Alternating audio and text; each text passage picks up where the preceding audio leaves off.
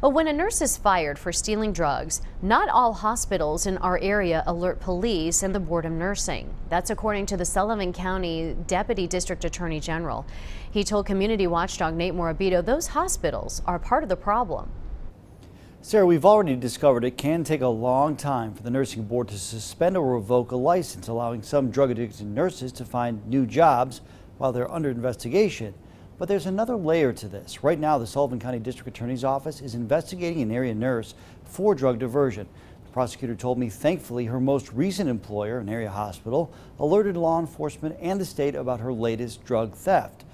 But he says her previous employer, another area hospital, never did.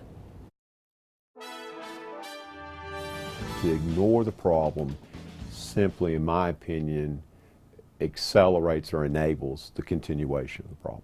Gene Perrin wouldn't name names, but the Sullivan County prosecutor says some area hospitals are not reporting drug diversion when they see it. It has to be reported. That is a big part of this problem, is the reluctance of medical employers to do the right thing. Perrin says he's working a case right now where a hospital fired a nurse for stealing drugs, but never took things a step further, allowing her to find a new job, divert again, and put even more patients at risk. She has admitted that she diverted every day that she worked at every hospital that she was employed at. There were no red flags because those hospitals chose just to let her go and to have someone else deal with it. After we asked, the region's two largest health systems both reaffirmed their commitments to reporting drug diversion cases to police and the state.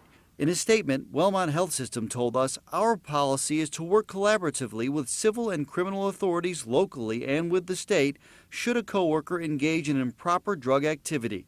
We take this issue seriously. We want to protect the safety and quality inside our facilities for our patients. Just weeks ago, Mountain States Health Alliance told us it continues to do more to fight the growing problem of drug diversion at its Washington County hospitals, creating a new committee to improve prevention, catching the act, and reporting it. We're constantly looking at additional gaps and measures we can put in place to ensure that we have the most minimal risk of diversion inside of our facilities for the safety of our patients.